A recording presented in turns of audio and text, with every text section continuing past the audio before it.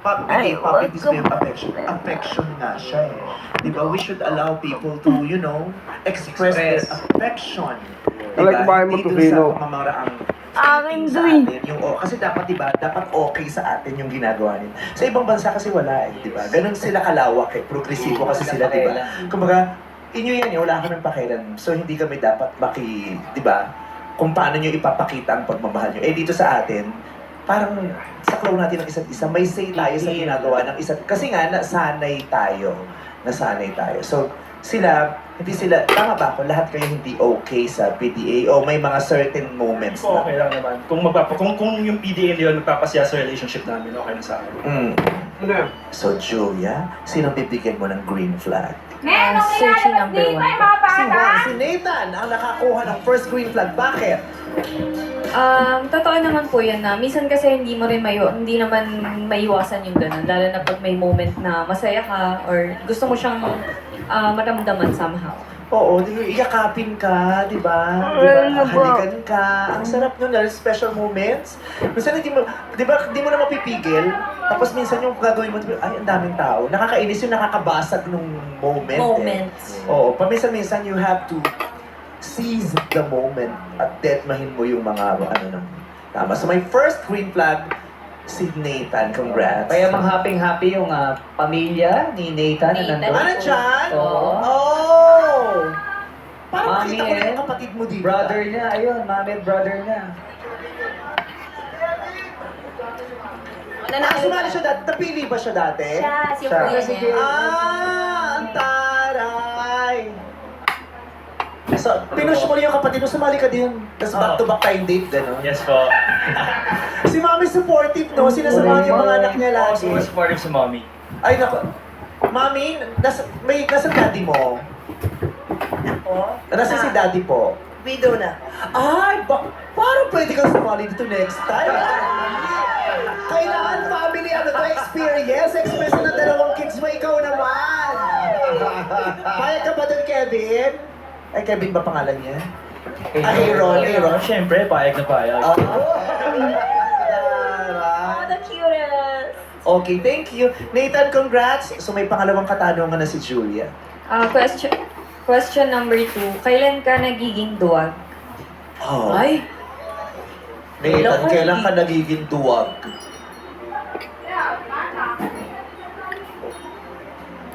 Para sa akin po, rare ako maging duwag. Kasi kung talagang mahal mo isang tao, magiging matapang ka, di paglalaban mo yung pagmamahal na yun. So sabi mo rare. Rare. Rare, so merong times pa Siguro din. pag So ano yung time nga daw na ay natuduwag ako dito? Kasi kahit rare, meron Hindi pa din. siguro sa pagmamahal eh. Parang fear of heights, gano'n. Ah, Ganun doon. lang. Pero sa pagmamahal, naniniwala ko kailangan matapang ka eh. Kasi kung naduwag ka sa pagmamahal, hindi mo pa paglalaban yun, tapos hindi kayo tatagal. Halimbawa, mami mo hindi boto kay Julia. Anong gagawin mo? Actually, yung mom ko po, sobra siyang open-minded. So, tingin ko naman yung pagmamahal ng isang May magulang. networking ba kayo? Wala. Pero Yung nanay kasi, niya ay nagpasimula ng para isang sa akin kasi- malawakang pyramiding. Ayun nga lang lumabas sa TV daw yun. Okay. para sa akin kasi yung pagmamahal ng isang magulang, isa sa mga greatest loves ng buong mundo. So, tingin ko naman na pag nakita ng mom ko na nagmamahalan kami ng tunay, ma-adjust din niya yung sarili niya doon. Oh. At saka nakaganda ng dynamic silang mag-iina. support. Yung the mere fact na dito yung nanay niya nag-cheer for you. Yes. At tapos nung sa unang kapatid mo pa. Yes. Ganda. Ganda nung support. Para kayo magtutropa. Opo, tropa po kami. I love it. Tropa mo siya. Pinapainom mo minsan. Siya puno. Oo. Oo, tinatanong ka, bagal mo! John, ikaw naman. Ako naman natutuwag ako kapag alam kong hindi sigurado. Pero it doesn't mean na hindi ako sigurado ay aatras na ako. Kasi yung duwag, nandyan yan eh.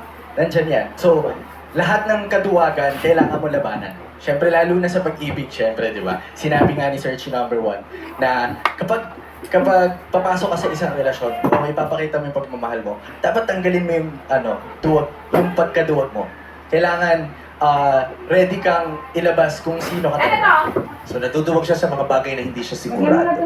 Sedi, saan ka daw natutuwag? Ako naman, pag nagmamahal kasi ako, talagang all in. Parang wala talaga akong kinakatakutan.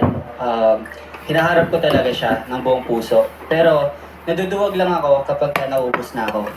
Kapag may trauma na sa akin na parang, ay, nangyari na to dati, tutuloy ko ba to? Doon ako naduduwag kapag may trauma na sa isip ko. Pag nakikita, pag nagpa-flashback sa kanya yung mga pangit na karanasan, yung trauma, ayun, may ganun na effect sa kanya, natatakot siya, naduduwag siya. Julia, sino ang bibigyan mo ng pangalawang green flag? Si Searchy number 1 din. Si Dito, paano pa reaction, Nathan? Wow! Nakadalawa agad na green flag si Nathan, so siya na ang makaka-date ni Julia! Congratulations, Nathan! Mami, please prepare for the next episode. Yuko na kita! Bukas na. Pero ito, Julia, ito muna ang mga searches na hindi mo napili. Searchy, number 1. O, number 2, magpakilala ka.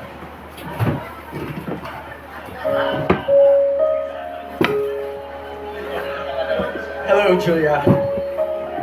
Gusto ko lang sabihin na sa narinig kong kwento mo kanina, sana matagpuan mo na yung tunay na magpapaligaya ng puso mo. Yan lang. Thank you, John. At ito naman ang isa pang searchy na hindi mo napili. Magpakilala ka na, Seri. Hello, Julia. Okay na yan. Message ko lang sa'yo, sana ngayon, ingatan mo na yung puso mo. Huwag ka nang padalos-dalos. Ay, And, tubig! sana din, yung next na relationship mo, mararanasan mo na yung pagmamahal na kaya kayo paglaban. Ayun lang.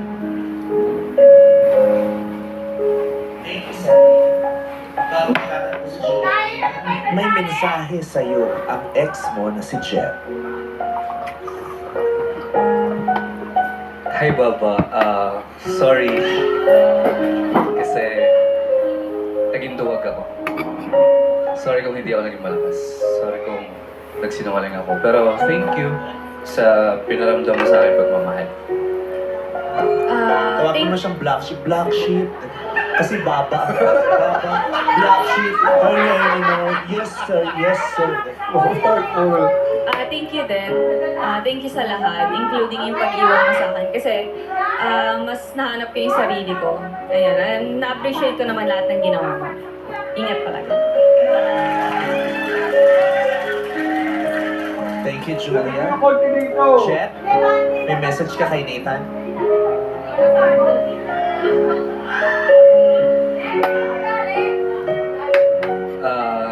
Nathan, tol, huwag mo na lang siguro ulitin yung pagkakamali na gawa ko kay Julia. Sabi mo nga, wala kang kinakatakutan. Panindigan mo yan. Kiss mo siya. Kiss mo siya.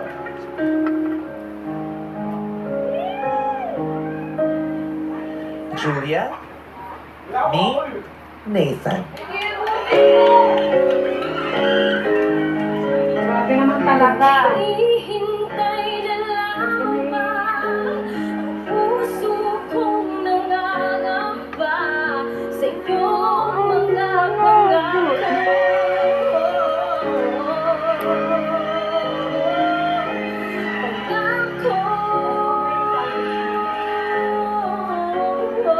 Sa pag-ibig, dumarating ang araw ng pamamaaga.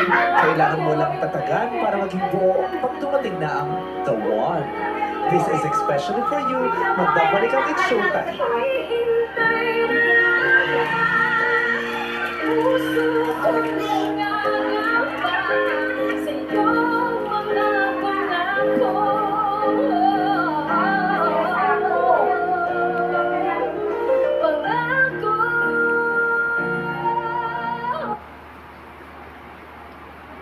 Uy, nasasaktan ako! Talagang masasaktan ka. Sabi ko sa'yo, huwag mo akong paglulukuhin dahil hindi mo makugustuhan yung gagawin. This is it, ate. Finally, bumaba na ang desisyon ng court. Anong desisyon ng korte? Abot kamay na pangarap, 2:30 p.m. Summer na talaga. It's showtime! Celebrity na ang first name ay Kim. The Tubay and Tekla Show! Lalaki? Ito na yan! Pinatapos nyo! Unggoy? Yes, Family 2!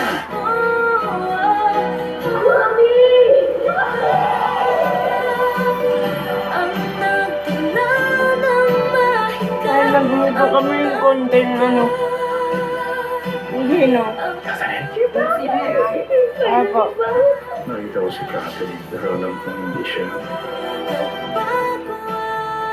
My Guardian Alien Weeknights, 8:50 p.m. sa GMA Prime. Nakaka-relax yung pagpipinta. Kaya kinausap ko yung kaibigan ko na pintor.